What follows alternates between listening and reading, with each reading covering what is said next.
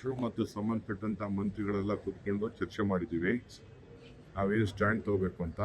So ಅದಕ್ಕೆ ನಮ್ಮ legal team ಹೇಳಿದ್ದೀವಿ. ಅವರು ಒಪಿನಿಯನ್ನ ಇವತ್ತು ನಾಳೆ ಕೊಡ್ತಾರೆ. ಅದನ್ನೇ ಅಲ್ಲಿ ನಾವು ಪ್ರೆಸೆಂಟ್ ಮಾಡ್ತೀವಿ. ಒಟ್ಟಾರೆ ನಮಗೂ 524 ಅಡಿಗೆ ಏನು ನಾವು ತೊಯ್ದುಕೊಂಡು ಹೋಗ್ಬೇಕು ಅಂತಿದ್ದೀವಿ. ಅದಕ್ಕೆ ನಮ್ಮ ಪದ್ಧತಿ ಇದೆ. ಈಗ ಅಕ್ವಿಷನ್ಸ್ ಶುರು ಮಾಡಿದ್ದೀವಿ. ಲ್ಯಾಂಡ್ ಅಕ್ವಿಷನ್ಸ್ ಕೂಡ ಮಾಡಿ ಕನ್ಸೆಂಟ್ ಅಕ್ವಿಷನ್ ಅಂತ ಹೇಳಿದ್ದೀವಿ.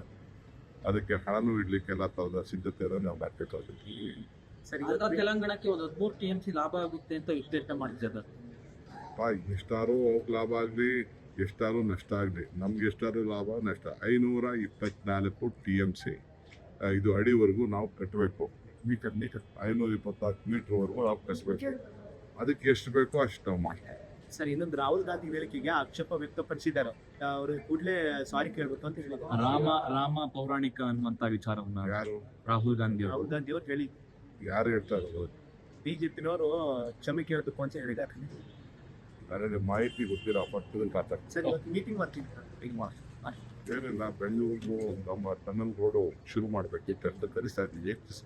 ಅದಕ್ಕೆ ಜಾಗಗಳು ಬೇಕು, ಮಿಲಿಟರಿ ಜಾಗ ಬೇಕು ಮತ್ತು ಬೇರೆ ಜಾಗ ಬೇಕಾಗ್ತವೆ.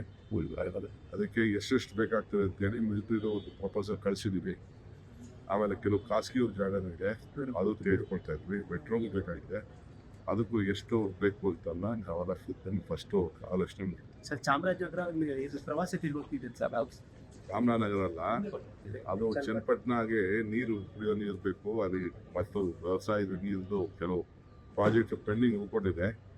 ಆ ಸ್ಪಾಟಲ್ಲಿ ಏನಾಗಿದೆ ಅನ್ನೋದು ಸ್ವಲ್ಪ ನೋಡಬೇಕಾಗಿತ್ತು.